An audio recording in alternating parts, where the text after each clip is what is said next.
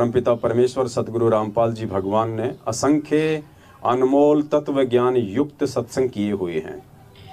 लेकिन साथ संगति में हम जो भाई बहन आते हैं, हमारा जो मकसद है वो परमेश्वर के इस ज्ञान को जो परमात्मा ने 27 वर्षों से हमें दिया है, उस ज्ञान का जो निष्कर्ष है, उस ज्ञान का जो सार है, उन सत्संगों के माध्यम से परमात्मा हमें क्या समझाना चाहते हैं, परमात्मा हमें क्या सिखाना चाहते हैं, उसका जो निष्कर्ष है, उसका जो सार है, वो सात संगतियों में निकल के आता है, जिससे हमारा भक्ति मार्ग पे दृढ़ता बढ़ती है और पूज्य गुरुदेव जी में विश्वास बढ़ेगा।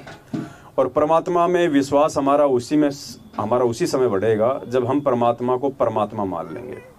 जब तक हम पूज्य गुरुदेव जी को एक आम व्यक्ति मानेंगे, एक आम संत मानेंगे, केवल अपना एक जो है गुरु मानेंगे, तब तक उनके अंदर वो भाव, वो श्रद्धा, वो समर्पण पैदा नहीं हो सकता। चाहे हम कितनी बात बनाएं, चाहे हम मुख से उन्हें परमात्मा कहें, चाहे बंदी छोड़ कहें। और परमात्मा ने बताया कि इसका एक फॉर्मूला है, अपने गुरु को परमात्मा मानने का एक फॉर्मूला है। उस फॉर्मूले के बिना, भगत जी वो आईपैड देना, उसका परमात्मा ने एक फॉर्मूला बताया हमें। क्योंकि जैसे हम गणित के कोई सवाल निकालते हैं तो हर सवाल का एक सूत्र होता है, उस सूत्र के बिना हम उस सवाल को कंप्लीट नहीं कर सकते, चाहे कोई कितना ही विद्वान क्यों ना हो, चाहे कोई अपनी तरफ से कितना ही प्रयास क्यों ना करे।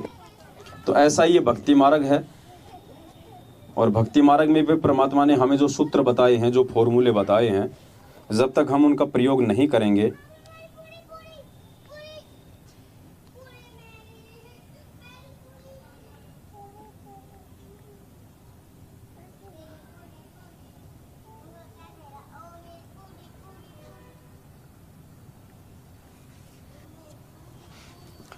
तो मालिक ने हमें एक सूत्र बताया है अपने सत्संग में, एक फॉर्मूला बताया है गुरु को परमात्मा मानने के विषय में। उसके बिना हम कितना ही प्रयास कर लें, हम गुरु जी को परमात्मा नहीं मान सकते। और बहुत सा सिंपल है, बहुत ही सिंपल है। और उस फॉर्मूले के ऊपर हम सभी सत्सेवक भाई बहन पिछले कई वर्षों से चल भी रहे हैं। और फॉर्मूला परमात्मा ने 2019 से संगत में लागू भी करवा दिया था, जब से हमने मेरठ से सतगुरु रामपाल जी भगवान का प्रकट दिवस मनाने का हमने वो शुरू किया था। तो सुनिए परमात्मा हमें क्या कह रहे हैं, क्या फॉर्मूला हमें परमेश्वर जी बता रहे हैं। एक एक शब्द को ध्यान से सुनिए पुण्यात्माओं। साथ संगति का यही फायदा है कि साथ संगति से हमारे को दृढ़ता लेनी है, हमारे को विश्वास बढ़ाना है, आपसी प्यार प्रेम और भाईचारे को हमने जो है बढ़ावा देना है। अगर हम इतना समय निकाल के आते हैं और रातों को यदि हम जागते हैं तो उसका एक प्रयोजन है, और वो प्रयोजन यदि सफल ना हुआ तो साथ संगति में आने का फिर कोई फायदा नहीं होगा। लेकिन आपके लिए परमात्मा का विधान है, गुरु गोविंद कर जानियो और रहियो शब्द समाए, मिले तो दंडवत बंद किए नहीं पल पल ध्यान लगावे, कि गुरु को भगवान मान। भगत जी बच्चों को या तो उनकी मम्मी को दिया हो, आप इनको जबरदस्ती मत पकड़ो इनको।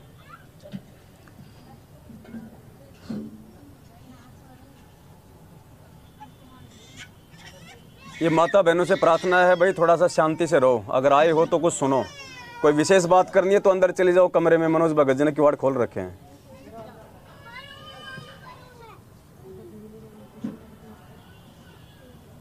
लेकिन आपके लिए परमात्मा का विधान है, गुरु गोविंद कर जानियो और रहियो शब्द समाए, मिले तो दंडवत बंद किए नहीं पल पल ध्यान लगावे, कि गुरु को भगवान मानकर चलना।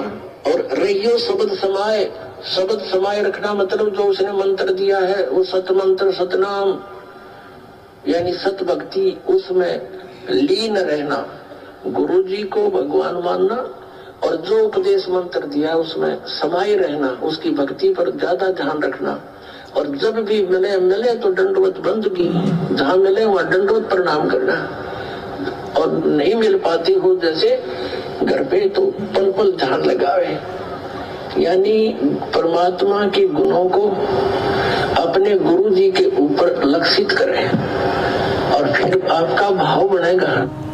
और नहीं मिल पाती हो तो परमात्मा ने क्या फॉर्मूला बताया कि परमात्मा के गुणों को अपने गुरुजी के ऊपर लक्षित करो, तब आपके भाव बनेंगे, वरना बिल्कुल नहीं बन सकते। परमात्मा के लक्षणों को, परमात्मा के गुणों को अपने गुरुजी के ऊपर लागू करो, लक्षित करो। ध्यान से सुनो एक बार फिर से। जैसे घर पे तो पल पल ध्यान लगावे, यानी परमात्मा के गुणों को अपने गुरु जी के ऊपर लक्षित करें, और फिर आपका भाव बनेगा, एक प्यार जागेगा इस दास के प्रति, जैसा इस काल के प्रति जागा था। क्या कह रहे हैं पूज्य गुरुदेव जी कि परमात्मा के गुणों को अपने गुरुदेव के ऊपर लक्षित करो, फिर आपका प्यार जागेगा, आपके भाव बनेंगे, जैसा इस काल के प्रति जगा था। तो पुण्यात्माओं, ये गुरु जी का एक आदेश हो गया आप और हमारे लिए। अभी सत्संग तो हम सुनते हैं, बहुत सुनते हैं ये, लेकिन हमारा ध्यान नहीं जाता कि यहाँ गुरु जी क्या बात बोल रहे हैं, कितनी इंपॉर्टेंट बात यहाँ बोल दी परमात्मा ने कि परमात्मा के लक्षणों को अपने गुरु जी के ऊपर लक्षित करो। ये आदेश भी हो गया गुरु जी का। तो परमात्मा का सबसे पहला गुण क्या है? परमात्मा किसी माँ के गर्भ से जन्म नहीं लेता है। परमात्मा स्वयंभू होता है। परमात्मा आदि अनादि होता है। ना सतगुरु जननी जने जाके माना बाप, पिंड ब्रह्मांड से रहित है ना वहां तीनों। तो ये आदेश हो गया हमारे पूज्य गुरुदेव जी का आप और हमारे लिए। तो परमेश्वर का जो प्रथम जो गुण होता है वो होता है स्वयंभू। वो प्रकट होते हैं, वो किसी माँ के गर्भ से जन्म नहीं लेते, इसलिए हम उस परमेश्वर को मानुष नहीं मान सकते। इसीलिए आदरणीय गरीबदास जी महाराज जी ने कहा है कि गुरु को मानुष जो गिने और करे चरणा अमृत को पान। यानी आप गुरु जी के चरणों का अमृत भी पी रहे हैं और गुरु जी को मानुष भी मान रहे हैं, अपने जैसा, माँ से जन्म लेके आया हुआ। कहते ते नर नरक में जाएंगे, जन्म जन्म बने समान। वो कुत्ते की योनि में जाएगा ऐसा प्राणी जिसने अपना गुरु भी बना रखा है और गुरु को फिर अपने जैसा सामान्य व्यक्ति भी मानता है। और दूसरी वाणी में आदरणीय गरीबदास जी महाराज जी कहते हैं कि गुरु मानुष कर जानते वो नर कहिए अंध। बिल्कुल उसको बेबुद्धि वाला बताया परमात्मा ने। और दुखी संसार में, यानी वो भक्ति का लाभ नहीं उठा पाएगा, उसको दुखी होना पड़ेगा। दुखी का मतलब ठीक है, जैसी भक्ति करेगा वैसा उसको मिलेगा। राजा बन जाएगा, महाराजा बन जाएगा, ब्रह्मा विष्णु महेश बन जाएगा, इंद्र बन जाएगा, देवी देवता बन जाएगा, लेकिन फिर वापस 84 लाख योनियों में वही दुर्गति होनी है। तो कहते हैं महादुखी संसार में वापस आके उसको यहाँ दुख उठाने पड़ेंगे फिर, और आ गए यम के फंद।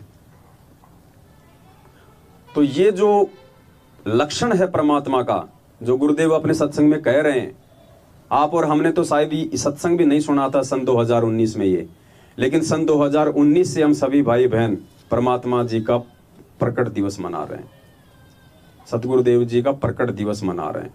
तो पुण्यात्माओं, ये सबूत तो बाद में आ रहे हैं, और परमात्मा अपने बच्चों के माध्यम से पहले सारी चीजें भक्ति मार्ग की लागू करवा रहे हैं। इससे ये साबित होता है कि सात संगतियां परमात्मा जी का विशेष प्रसाद है, ये आशीर्वाद है परमात्मा का। और केवल एक ही बस ये बात है और कोई बात नहीं है, बस हम गुरु को भगवान मान लें। बार बार परमात्मा यही कहते हैं कि आपने गुरु जी को भगवान मानना पड़ेगा, तब आपका ये सवाल हल होगा, नहीं तो नहीं हो सकता। और केवल भगवान को ही भगवान माना जा सकता है, और किसी को भगवान नहीं मान सकते। और भगवान ये बात बोल सकता है कि आपने गुरु को भगवान मानना पड़ेगा।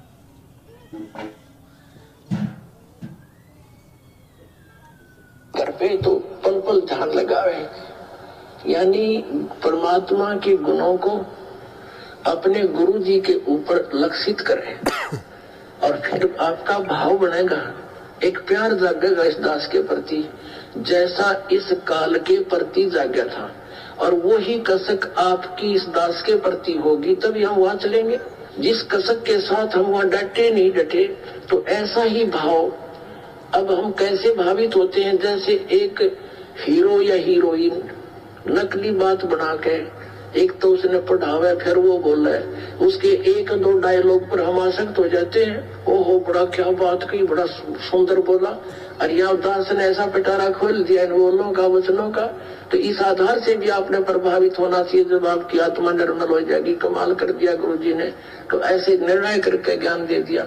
तो हमने ऐसे प्रभावित होना है और आसक्त होना है उस परम पिता पर, इस दास के माध्यम से। ये रिहर्सल आपकी फिर ऊपर जाके काम आवेगी जो आप यहाँ करोगे। बोलो सतगुरुदेव की जय हो।